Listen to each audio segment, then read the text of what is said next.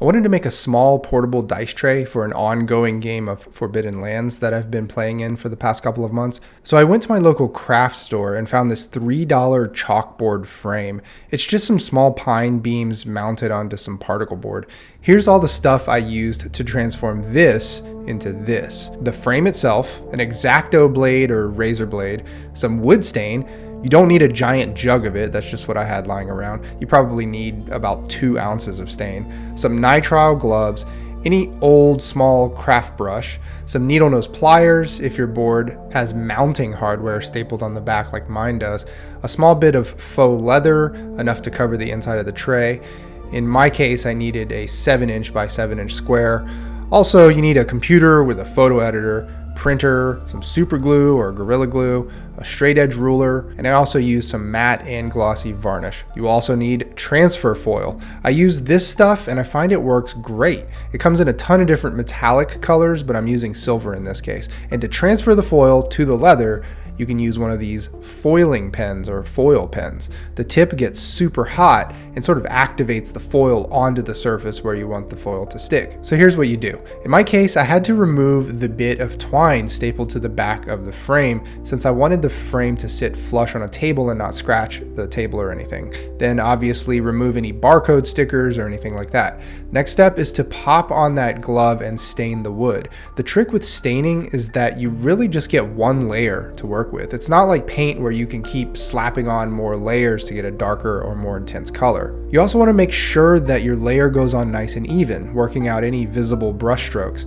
There are all kinds of wood stains out there, and if you want to go darker or with more red tones or anything like that, there's a shade that's right for you. But it also depends on the type of wood you're using. In this video, I ended up staining the bottom, but if you plan on lining the bottom with felt or leather, just skip this step. It's kind of pointless either way. So as far as the inner lining, it's almost exactly 7 inches. So that's what I'm going to cut my leather to. This particular batch that I got this piece from was more of a smoother, shinier fake leather, which may not be as appealing to look at, but compared to the softer, more creased fake leather that you can get, this stuff takes foil way better so that you can get more solid body when transferring your design onto the leather.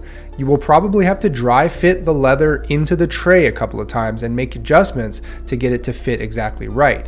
Be sure in this step not to over trim the leather, because then you'll be left with a gap on the inside edge of your tray. Since this tray is for my Forbidden Lands game, I wanted to draw inspiration from the iconography of the game itself. The Game Master's Guide details all these different gods, and Worm is one of the oldest and most powerful of them. The PC in my game is a worshiper of at least one iteration of this god Worm, so this is what we're going with. The next step is to use a photo editor and make a printout of whatever design you're using. You can use scissors here, but I just happen to have the X-Acto and a straight edge lying around, so I used that. Then cut out an appropriate amount of transfer foil to put under the printout, shiny side up. Center your design by using a ruler. I wanted the icon's center to be 3.5 inches from the top and bottom and the sides. Then tape down your paper where you want it to be, as well as your foil. You actually want to tape the foil to the paper because they need to stay together in the same place, but you also want the paper to be taped to the leather. Finally, you heat up the foil pen and start the transfer process. This can be tricky because if the pen is not hot enough, you won't get the foil to transfer at all. But if it's too hot, it will melt right through the foil and your faux leather and burn a little hole. You have to frequently lift to check and make sure the transfer is even taking place and attack spots that haven't been transferred yet. This lifting is why you need to have everything taped together and in place.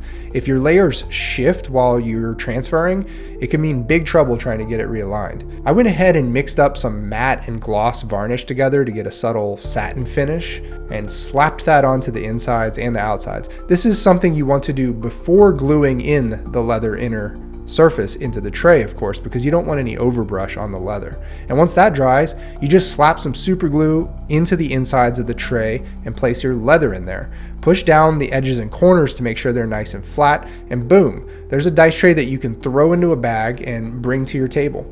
You don't really need a tray bigger than this, and keeping it small is great for space management at the table. I've left links down below for all the stuff you'll need for this build. Let me know if you have any questions. Thanks for watching. See ya.